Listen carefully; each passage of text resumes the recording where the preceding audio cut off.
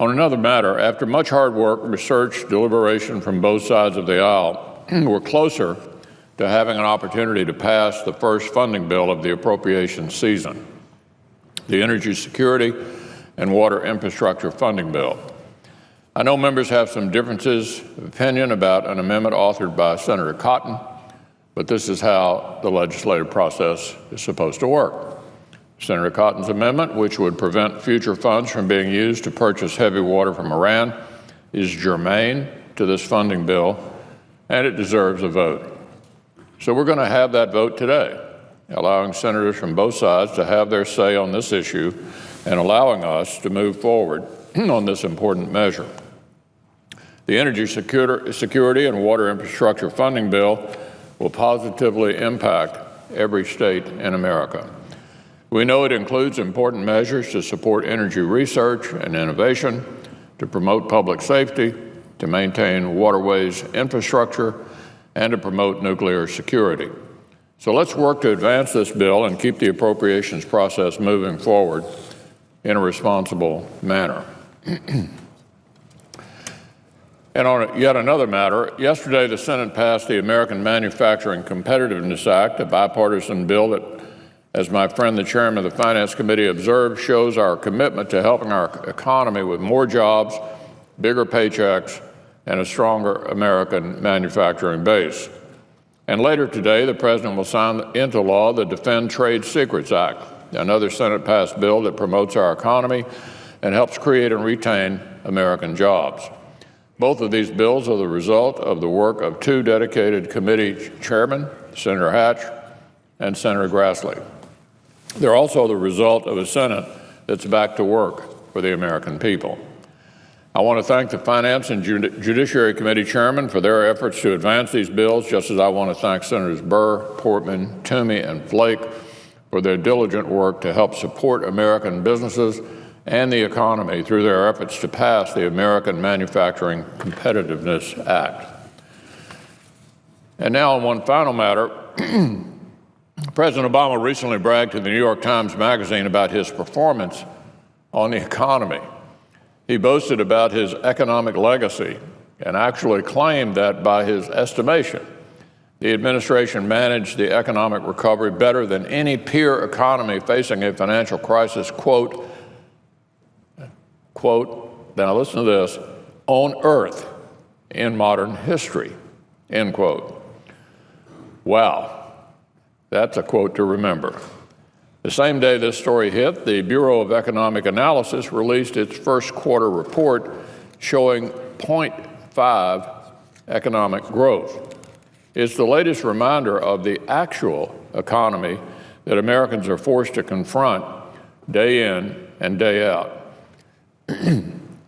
President Obama has presided over the worst economic recovery since World War II.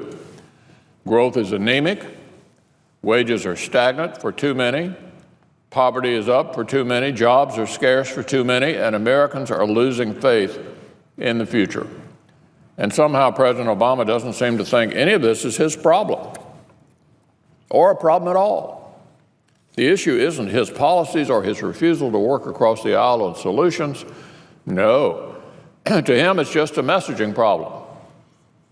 It's just that he was too busy to take victory laps or explain things properly. He believes the U.S. economy is in much better shape than the public appreciates. As the magazine story I mentioned previously observes. In fact, he claims by almost every economic measure we're significantly better off. Well, many in the middle class feel quite differently. Just don't take my word for it. Here's what Bill Clinton thinks of the Obama economy. Here's what he said: millions and millions and millions and millions of people look at that pretty picture of America he painted and they cannot find themselves in it to save their lives. That's Bill Clinton on the Obama economy. Hardworking middle-class families simply cannot find themselves in the picture this president has painted of the American economy. Median household incomes have shrunk under this president. Too many Americans have given up even looking for work altogether after years of failed attempts. One survey found more than half of Americans saying the next generation will be worse off than them financially. The middle class has now shrunk to such an extent under President Obama that it no longer contains a majority of Americans. That's something none of us should take comfort in. I'd like to read you a quote from the president.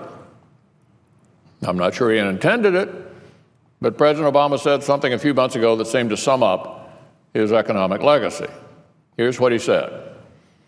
There was a time, I think, when upward mobility was the hallmark of America, he said. He's right.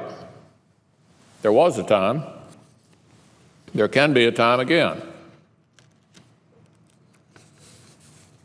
We don't have to accept the Obama economy as the new normal in our country. Democrats may want middle-class families to keep their gaze down and their expectations tempered, but we have a right to expect more in this country. We have a right to believe in our future. It's clear we need a change to get America moving again. The Republican-led Senate will continue to look for and pass real solutions that aim to get our economy back on track.